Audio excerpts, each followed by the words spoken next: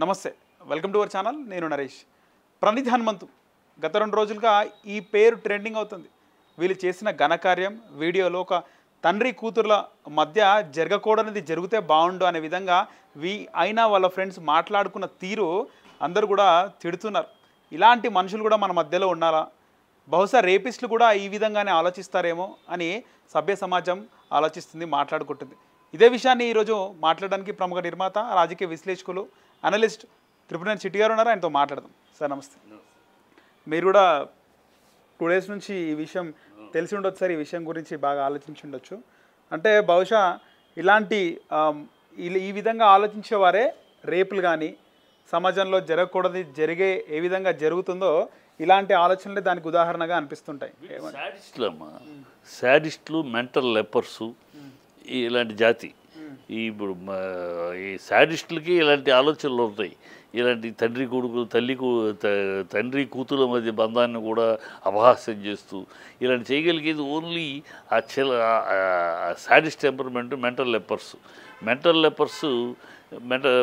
ఇప్పుడు బాడీకి లెప్రసీ వస్తే వేరు, మెదడుకి లెప్రసీ వస్తే ఏముంది, ఇలాంటి ఆలోచనలే వస్తాయి. ఇలాంటి దౌర్భాగ్యం వాళ్ళు. ఇప్పుడు మనిషికి జంతువుకి తేడా ఏంటి? మనిషికి 6th సెన్స్, ఇంగిత జ్ఞానం అనేది ఉంటుంది. జంతువుకి అది ఉండదు. ఉండకపోబట్టే కుక్క తనకు జన్మనిచ్చిన తల్లితోటి సంభోగం చేస్తుంది. దానికి తెలీదు, జన్మనిచ్చిన తల్లి ఏం లేదు, దానికి వయసు రాగానే సంభవం చేస్తుంది. వాయు వరుస లేవు దానికి. ఎందుకంటే ఇంగిత జ్ఞానం, 6th సెన్స్ అనేది లేదు. భగవంతుడు మనిషికే ఇచ్చాడు 6th సెన్స్. ఆ 6th సెన్స్ నశించినాడు మనిషి, వాడు 2 కాళ్ళ జంతువుతో సమానం. ఈ జాతి అదే జాతి, 2 కాళ్ళ జంతువులు. వీళ్ళు మనుషులు కాదు. వీళ్ళు మనుషులుగా ట్రీట్ చేయడం కానీ మనుషులుగా గుర్తించడం కూడా పొరపాటే. వాళ్ళు ఇంకా ఏంటంటే తల్లి ఒడిలో బడిలో మోరల్ సైన్స్, ఒడిలో ఇది తప్పు ఇది ఒప్పు అని చెప్పి తల్లి ఒడిలో బడిలో ఈ మన సమాజంలో అవి మిస్ అయిపోయినాయి. అసలు వాళ్ళకి మంచి నేర్పే తల్లిదండ్రులు కానీ స్కూల్లో కానీ ఎంతసేపు వాళ్ళని పరీక్షలకి తయారు చేయటం తప్పితే వాళ్ళ దగ్గర మనుషులుగా తయారు చేయటం మర్చిపోయాం. మన సమాజమే మర్చిపోయింది. వాళ్ళందరూ వీళ్ళ తండ్రి ఉన్నాడు, ఈ హనుమంత్ తండ్రి ఐఏఎస్ ఆఫీసర్, చదువుకున్నాడు. ఎందుకు గాడిదలకి ఆయన చదువు బుద్ధి జ్ఞానం ఉందో అతను తన కొడుకు, నా ఇద్దరు కొడుకు కూతురు ఇద్దరు కూడా యూట్యూబర్సే. వాళ్ళు చాలా బ్రహ్మాండంగా చేస్తూ ఉంటారని అప్రిషియేషన్ సర్టిఫికేట్ ఇస్తాడా? బుద్ధి ఉందా మనిషికి? చూశాడా తన కొడుకులు ఏం చేస్తున్నారు? కొడుకులు చేసే 20 నేను చూశాను. ఒక్కదానికి కూడా ఒక్కటైనా సరే బుద్ధి జ్ఞానంతో ఉండదు. అన్నీ రోస్టింగే. ఏది ఒక కల్చర్ తోటి సంస్కారవంతంగా ఒక్కటి ఉండదు. బ్లాక్ కామెడీ అనేది, డార్క్ కామెడీ అంటే ఏంటి? ఇది కాదు, సెటైరికల్గా చెప్పడం డార్క్ కామెడీ.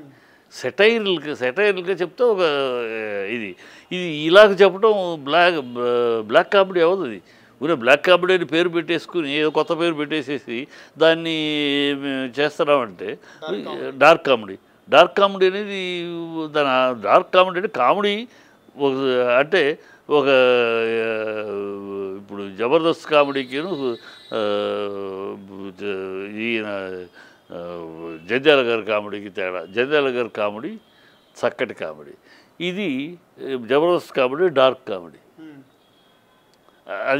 దాన్నే మనం తప్పుపడుతున్నాం, డార్క్ కామెడీ. దాన్ని దాటిది డార్క్ కామెడీ స్టేజ్ని దాటిన ఒక వైపరీత్యమైన ఒక దుష్ట దుర్మార్గ నీచ నికృష్ట భ్రష్ట కామెడీ ఇది. దాన్ని వాళ్ళు అది గొప్పగా ఫీల్ అవుతున్నారని వాళ్ళ తల్లిదండ్రులు ఫీల్ అయితే ఇంకా వాళ్ళు ఏమైనా చదువుకున్నారు. వాళ్ళ తల్లి మళ్ళీ సైకియాట్రిస్టు. ఏమి సైకియాట్రిస్టు? వీళ్ళు సమాజానికి తల్లిదండ్రులు ఏం చేస్తారు? జబర్దస్త్ ఇది 2 సేమ్ అంటారా సార్? జబర్దస్త్ కన్నా ఒక మెట్టు ఎక్కువ ఇది. అంటే జబర్దస్త్లో వాళ్ళు క్వశ్చన్ మార్క్ ఉంటుంది కదా సార్, లాస్ట్లో ఉంటుంది. వీళ్ళు జరగాలని కూడా అక్కడే జబర్దస్త్లో డబుల్ మీనింగ్, ఇక్కడేమో వికృతమైన మీనింగులు. తండ్రి కూతుర్ని స్నానం చేస్తూ ఉంటే దానికి ఒక కమెంటు, అది చక్కగా ముద్దుగా తను పెడితే బెల్ట్ తీసి బెల్ట్ తోటి పాపను ఉయ్యాల్లో ఊగిస్తానికి బెల్ట్లో పెట్టుకుని ఉయ్యాలు ఊగిస్తుంది, దాన్ని బెల్ట్ తీయగానే అందుకు తీసాడు అన్నట్టు కమెంటు, సెక్స్ కోసం తీసాడు. అసలు మనుషులకి ఇంగిత జ్ఞానం, కడుపుకు అన్నం తింటున్నారా అశుద్ధం తింటున్నారా ఈ జన్మలు? వీళ్ళు అందుకని దీంట్లో ఏంటంటే వీళ్ళు వీళ్ళు ఇవాళ మాట్లాడుతున్నారు ఈ సైబర్ క్రైము ఇలాంటి వాటికి ఒక సెక్షన్ ఒక టీం ఉంది, సైబర్ పోలీసులు ఉన్నారు. వాళ్ళు ఇన్నాళ్ళు ఏం చేస్తున్నారు? ఇలా ఏదో వైరల్ అయినాక ఇప్పుడు సాయిధరం తెచ్చి వాళ్ళు మాట్లాడినాక ఇప్పుడు సీఎం మాట్లాడతాడు, సీతక్క మాట్లాడతాడు, వీళ్ళందరూ ఇప్పుడు మాట్లాడతారు. ఇన్నాళ్ళు ఏమయ్యారని ఇలాంటి ఎన్ని వస్తున్నాయి ప్రజలు. కర్నూలులో నిన్నగా ఒక నెల క్రితం కర్నూలులో వస్తే పోలీస్ స్టేషన్కి వెళ్తే కంప్లైంట్ కూడా తీసుకోలేవాడు. ఎక్కడ ఎవడో చేసి దాన్ని ఎక్కడ ఏం పట్టుకుంటామో దాన్ని వదిలేయండి అని. అంటే they are not serious about ఇది. ఏదో ఏదో అంటున్నారులని క్యాజువల్గా తీసుకుంటున్నారు. దాని మీద సీరియస్ అంటే అది ఏదైనా ఇప్పుడు ఒక పెద్దవాళ్ళకి జరిగితే ఇప్పుడు ఒక హీరో రెస్పాండ్ అయ్యాడు, దాంతో ఇప్పుడు వర్క్లో దిగుతుంది, లేకపోతే వీళ్ళు చేయరు. సో దీనికి ఏంటి స్ట్రింజెంట్ ఎందుకు చేయరు? స్ట్రింజెంట్ లా లేదు. ఇప్పుడు అమెరికాలో వెస్ట్రన్ కంట్రీస్లో అయితే ఇలాంటి చైల్డ్ అబ్యూస్ ఇలాంటి ఏమైనా ఉంటే 9 ఏళ్ళు జైలు పడిన సందర్భాలు ఉన్నాయి. మనకు అలాంటి లేదు. ఇవాళ నాన్ బెయిలబుల్ వారెంట్ కాదు, వీడిని తీసుకెళ్ళి అరెస్ట్ చేస్తే 3వ రోజు వచ్చేస్తాడు బెయిల్కి. సార్ నిజంగా వాళ్ళు మాట్లాడుకున్నట్టు ప్రణీత్ హనుమంత్ కానీ దాంట్లో బ్లాక్ షర్ట్ వేసుకున్న ఒక వ్యక్తి కానీ, ముఖ్యంగా బ్లాక్ షర్ట్ వేసుకున్న వ్యక్తి కూడా బాగా మాట్లాడడం జరిగింది తప్పుగా. నేను బెల్ట్ తీస్తే లైక్ కొట్టాను, మళ్ళీ ఉయ్యాలుపితే లైక్ డిస్లైక్ చేశానని. అంటే బెల్ట్ తీసి ఆ కూతురుతో ఆ విధంగా చేయాలి అని వీడు చూడాలనుకుంటున్నాడా? అంతే అదే మైండ్ సెట్ అదే. అందుకని I'm calling them mental leper. Mental lepers వాళ్ళు సాడిస్ట్ మైండ్ సెట్. లక్షల్లో వ్యూస్ అదే ఇప్పుడు చెడు అట్రాక్ట్ చేసినట్టు అవదమ్మా. ఇప్పుడు రామ్ గోపాల్ వర్మ అమ్మాయిలు కాళ్ళు నాకుతూ వేసాడు, ఎన్ని మిలియన్స్ దాన్ని చూసి. అందుకని అది గొప్ప జవాన్ అనలేం కదా, లక్షల్లో వ్యూస్ ఉన్నాయి కనుక. అమ్మాయి కాళ్ళు నాకుతూ ఉన్నారు మన సమాజంలో. అలాంటి దౌర్భాగ్య మనస్తత్వం ఉన్నవాళ్ళు ఉండబట్టే ఇలాంటి వాళ్ళు తయారవుతారమ్మా. ఈ లైక్ కొట్టేవాళ్ళు లేరనుకో, ఇలాంటి దానికి ఇమీడియట్గా అందరూ తిట్టేవాళ్ళు ఉన్నారనుకో, వాడు నెక్స్ట్ చేయడు.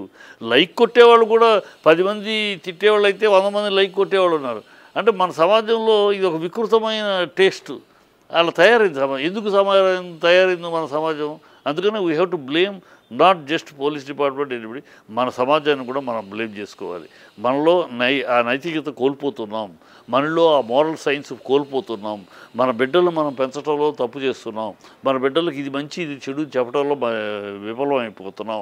మన బిడ్డలని డబ్బులు సంపాదించే యంత్రాలుగాను అలాగే చూస్తున్నాం తప్పితే మా పిల్లలు ఒక మనుషులుగా తీర్చిదిద్దాలనే ఆలోచన ఇంట్లో లేదు, బడిలో లేదు. ఇక్కడ ప్రారంభ దశలో ఇక్కడ ఉండాలి తల్లి ఒడి బడి, ఈ చోట్లలో ప్రారంభ దశలో అది స్టార్ట్ అవ్వాలి, ఇది మంచి చెడు అని. అది లేనప్పుడు మోరల్గా వాళ్ళకి ఏది మంచి చెడు చెప్పే సమాజమే లేనప్పుడు వాళ్ళు చేస్తూనే ఉంటారు.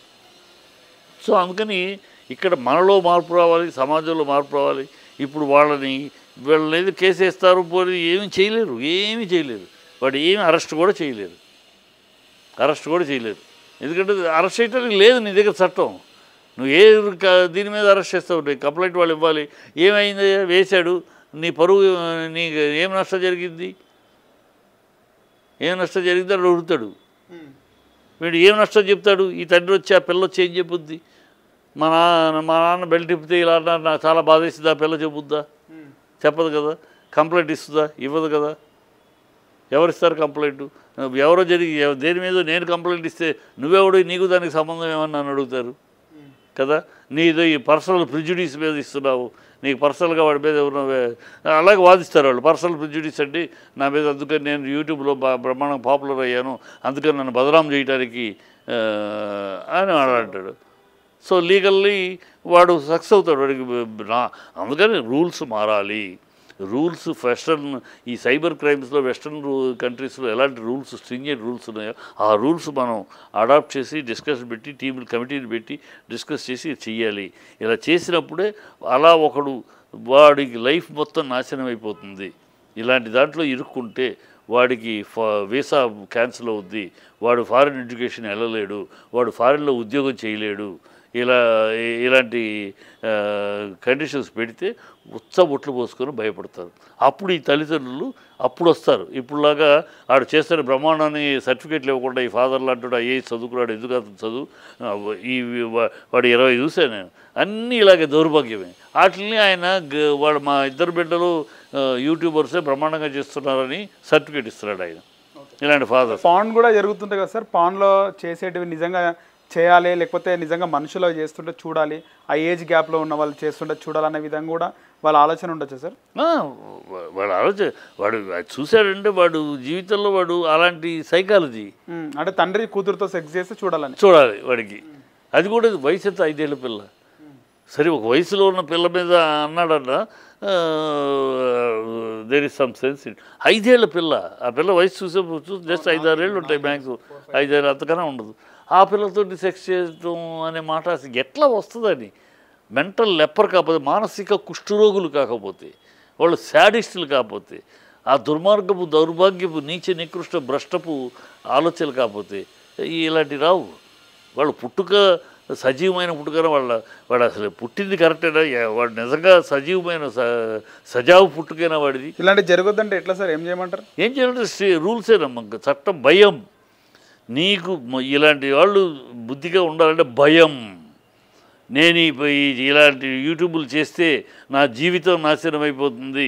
చాలామంది కంటెంట్ క్రియేటర్స్ కూడా ట్రావెలర్లు, బ్లాగర్స్ కానీ లేకపోతే రోస్టింగ్ కామెడీ కానీ బాగా చెడు మాటలు మాట్లాడుతుంటారు కదా సార్. అవును, చెడు మాటలు. అది పెద్ద వాడు ఇంకా అంటాడు. నిన్న వాడు హనుమంతు ఇప్పటికీ సారీ ఏదో నేను అనుకోకుండా జరిగింది క్షమించండి అర్థం కాకుండా సారీ చెబుతూ, బట్ నేను చెప్పింది వేరు, వాళ్ళు ప్రజలు వేరుగా అర్థం చేసుకున్నారంట. వీడేదో ముండమోపి సన్నాసి, వీడేదో మేధావిగా చెప్పినట్టు, వీడు చెప్పిన మేధావితనం ప్రజలకు అర్థం కాలేదు, తప్పుగా అర్థం చేసుకున్నాడు. ఇంకా వాడి యాటిట్యూడ్ అదే. So still he's defending his action తప్పితే he's not condemning his action. అంటే వాడి నేచర్ ఎట్లా ఉంది, మైండ్ సెట్ అర్థమైపోతుందిగా. So that fellow should be kicked out. చెప్పు అరికాలు చెప్పు తెగేదాకా కొట్టాలి ఇలాంటి సమాజంలో. ఉమ్ములు ఇవ్వాలి, వీళ్ళు నిలబెట్టి నడువులో నిలబెట్టి ఉమ్ములు ఇవ్వాలి, అశుద్ధంతో అభిషేకం చేయాలి వీళ్ళు దౌర్భాగ్యం. అప్పుడు కానీ వీళ్ళకి బుద్ధి రాదు. సమాజంలో మన పరుగు పోతుంది, మన కుటుంబం పరుగు పోతుంది, మర్యాద పోతుంది, మనం తల ఎత్తుకోలేము. అలాంటి పరిస్థితి క్రియేట్ అయితే సమాజము దానికి సిద్ధమవ్వాలి, చట్టము దానికి సిద్ధమవ్వాలి. సమాజం అలా వాళ్ళని అసహించుకుని వాళ్ళ హీరోలుగా చూడటం కాకుండా, మన సమాజంలో దౌర్భాగ్యం ఇలాంటి వాళ్ళని హీరోలుగా చూస్తారు. వాడికి పెద్ద ఏదో చేసేసినట్టు, అచీవ్ చేసినట్టు. అంతేగాని వాడిని సపోర్ట్ చేసే వాళ్ళు ఉంటారు కదా సార్, ఉన్నారు. అదే అన్న, అదే అందుకని హీరోలుగా చూస్తారన్న. మన సమాజంలో దౌర్భాగ్యపు లక్షణం ఇలాంటి వాళ్ళని హీరోలుగా చూస్తారు. వాళ్ళు ఏదో పెద్ద అచీవర్స్ లాగా. శిక్ష అదే అంటున్నారు. అందుకని చట్టంలో మార్పులు వస్తే తప్పితే ఇలాంటి వాళ్ళు ఆగరాము. చట్టంలో ఆ మార్పు వస్తేనే భయం వస్తుంది. భయం వస్తేనే వాడు ఆగుతాడు. అది